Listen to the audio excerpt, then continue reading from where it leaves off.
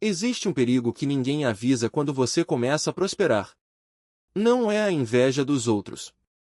Não é o imposto de renda. Não é a inflação. É um perigo interno, silencioso, gradual e devastador. O perigo de prosperar e, no processo, ir perdendo Deus. Não de uma vez. Não com uma decisão consciente. Mas aos poucos. Centímetro a centímetro. Compromisso a compromisso. E um dia você olha para a sua vida e percebe que tem mais do que nunca tinha, e sente menos do que nunca sentiu. Mais dinheiro. Menos paz. Mais conquistas. Menos Deus. Hoje vamos falar sobre como prosperar sem perder a fé. Não como evitar a prosperidade, mas como recebê-la sem que ela te destrua por dentro. A Bíblia não tem medo desse assunto. Ela não romantiza a pobreza nem demoniza a riqueza. Ela fala com absoluta clareza sobre o risco da prosperidade, e como navegar por ela com sabedoria. Deuteronômio 8, versículo 11. Deus diz ao povo antes de eles entrarem na terra prometida: terra boa, terra fértil, terra de abundância, cuida-te, para que não te esqueças do Senhor teu Deus. O aviso não foi dado para a temporada de deserto. Foi dado para a temporada de abundância. Porque Deus sabia, e sabe, que a prosperidade tem um efeito colateral perigoso no coração humano. E os versículos seguintes descrevem a progressão: você vai comer e se fartar.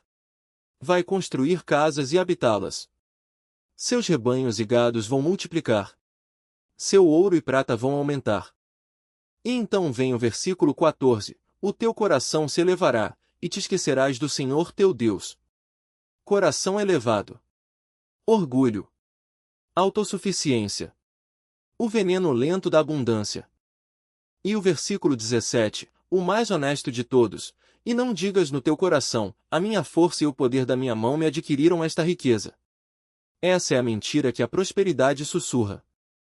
Porque a verdade é que antes de você ter a habilidade, Deus a deu.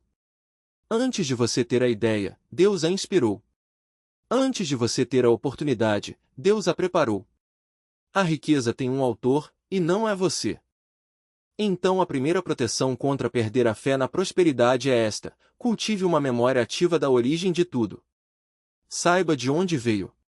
Saiba quem abriu as portas. Saiba quem deu a força.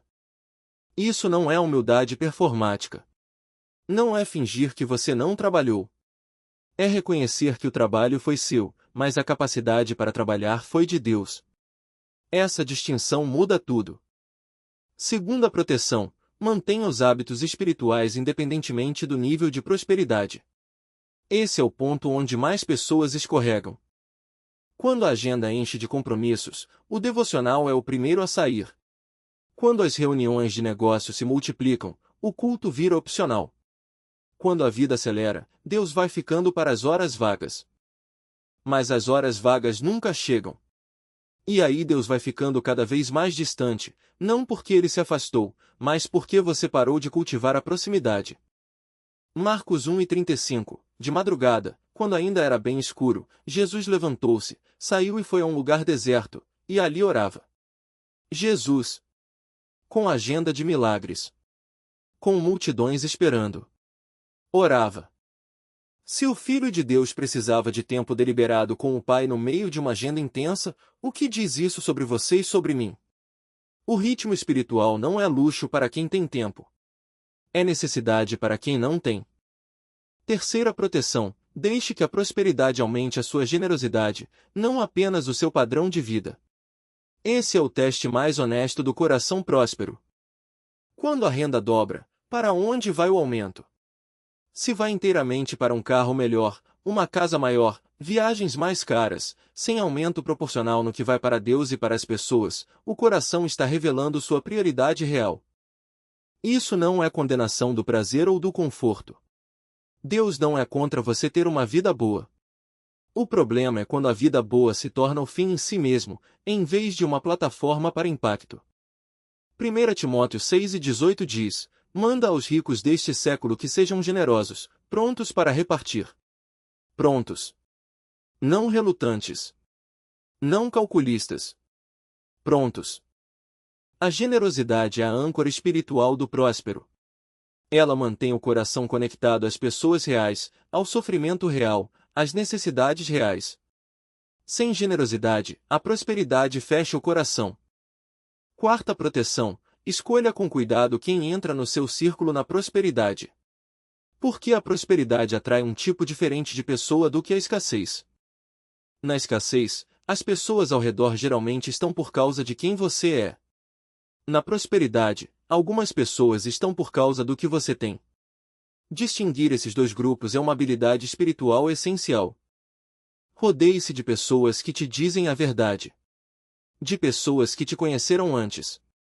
De pessoas que não precisam de você e ainda assim escolhem estar perto.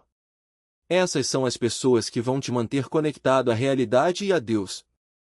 Provérbios 27:6 diz: fiéis são as feridas do amigo, mas os beijos do inimigo são enganosos. O amigo que te corrige é mais valioso na prosperidade do que 10 aduladores. Quinta proteção: mantenha a consciência de que tudo é mordomia, não propriedade. Essa distinção teológica é simples de entender e difícil de viver. Um mordomo cuida do bem do patrão. Administra com excelência. Presta contas. Não age como se o bem fosse dele. Essa é a postura do cristão próspero, não dono, mas administrador fiel. Salmo 24:1 diz: do Senhor é a terra e a sua plenitude, o mundo e os que nele habitam. A terra não é sua. O negócio não é seu. O talento não é seu. Você é o administrador de bens alheios.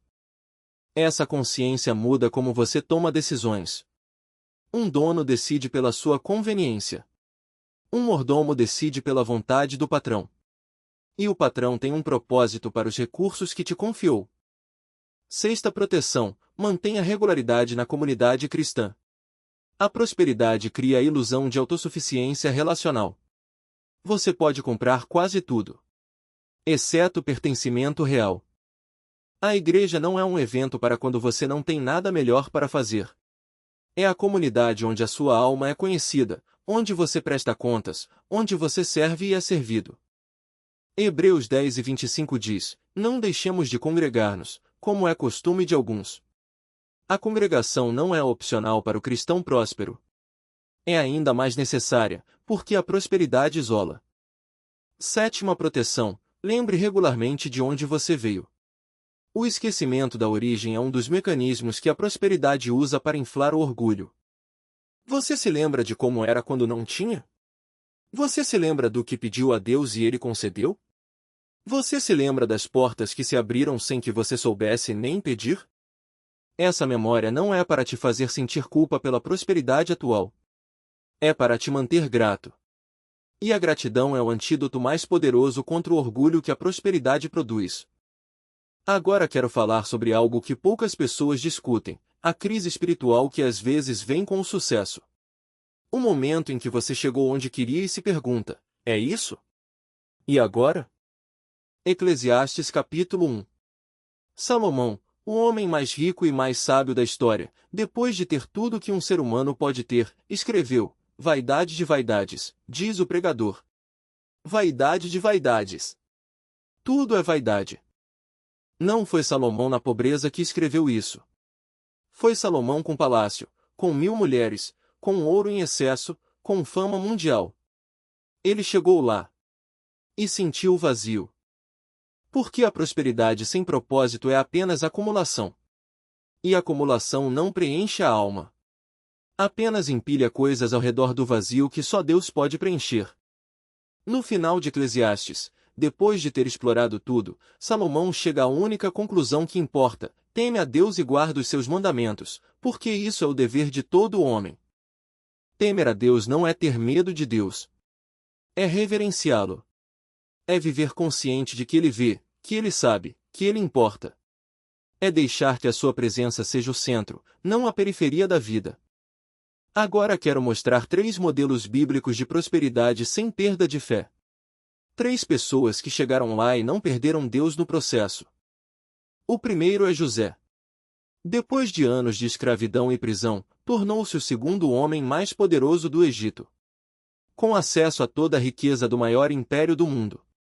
E ainda assim, a primeira coisa que José fez quando seus irmãos apareceram foi chorar e revelar a mão de Deus em toda a sua história. Gênesis 45:7 Deus me enviou adiante de vós para preservar a vossa vida. José não disse, eu sobrevivi. Ele disse, Deus me enviou. Na prosperidade total, ele ainda via a mão de Deus. O segundo modelo é Jó. Antes das perdas, Jó era o homem mais rico do Oriente. A Bíblia é explícita. E ainda assim, a Bíblia diz que ele era íntegro, reto, temente a Deus e que se desviava do mal. Jó não era rico apesar de temer a Deus. Era rico e temia a Deus. As duas coisas juntas. Não como contradição, como testemunho. O terceiro modelo é Daniel.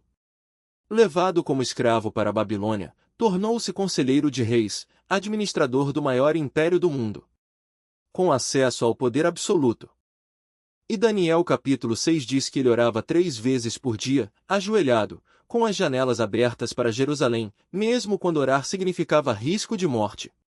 Prosperidade não mudou o ritmo espiritual de Daniel. José viu a mão de Deus em tudo. Jó manteve o caráter na riqueza. Daniel manteve o ritmo espiritual no poder. 3 modelos. 3 lições. Uma conclusão: é possível prosperar sem perder a fé. Mas não é automático. Não acontece sem intenção. Requer decisões deliberadas, repetidas, contra a corrente da cultura e contra a tendência natural do coração humano. Agora quero falar com você que já está prosperando e sentindo aquela distância. Aquela frieza espiritual que foi chegando sem que você percebesse. A oração que ficou mais curta. A Bíblia que foi para a estante. Essa sensação não é sinal de que Deus te abandonou. É sinal de que você se afastou. E o filho pródigo, quando voltou, o pai correu ao seu encontro. Deus não chegou caminhando. Correu. Lucas 15:20 diz, quando ainda estava longe, seu pai o viu e, movido de compaixão, correu, lançou-se ao seu pescoço e o beijou. Ainda longe. Ele já estava vendo. Já estava correndo. Então, se você está longe agora, não importa por quanto tempo, não importa pelo que a prosperidade fez no seu coração, o caminho de volta está aberto. E ele está olhando para o horizonte esperando você aparecer. E para quem ainda não prosperou mas tem medo de prosperar e perder a fé, esse medo é saudável. Mas não deixe que vire paralisia. Deus não está te protegendo mantendo você pobre. Ele está te preparando para que quando a prosperidade chegar, o seu coração esteja firme o suficiente para sustentá-la. A pergunta não é, Deus vai me abençoar com prosperidade? A pergunta é, quando Ele abençoar, estarei pronto? Estará o meu coração formado o suficiente para não ser destruído pelo que Deus vai mandar? E a formação acontece agora. Na fidelidade do dia a dia. No dízimo do salário pequeno. Na generosidade antes de você ter muito. No ritmo espiritual antes de a agenda ficar cheia. Mateus 6:33 diz, buscai, pois, em primeiro lugar, o seu reino e a sua justiça, e todas essas coisas vos serão acrescentadas. Em primeiro lugar. Não como último recurso. Em primeiro. Quando o reino está em primeiro lugar, a prosperidade que vem depois não te destrói, porque ela não está no trono. Ela está no lugar certo, sendo usada para fins que transcendem você mesmo. Então o resumo de tudo o que vimos hoje é este: você pode ser próspero e fiel. Rico e humilde. Abençoado e generoso. Bem-sucedido e ajoelhado. Mas isso não vai acontecer por acidente. Vai acontecer porque você vai tomar decisões todos os dias para manter Deus no centro, mesmo quando a agenda pede que ele vá para a periferia. Que a sua prosperidade seja testemunho. Que cada abertura de porta fale do Deus que abriu. Que cada conquista celebre o Deus que capacitou. Que a sua vida próspera faça as pessoas quererem conhecer o Deus que está por trás dela. Porque no fim, a maior medida de sucesso não é o quanto você acumulou. É o quanto você ficou parecido com Cristo no processo. E isso nenhuma prosperidade pode comprar. Só pode ser formado. prospere. Cresça. Multiplique. Mas leve Deus com você. Em cada sala de reunião. Em cada assinatura de contrato. Em cada conquista. Em cada nova fase. Que Ele esteja lá, não como convidado, mas como o Senhor.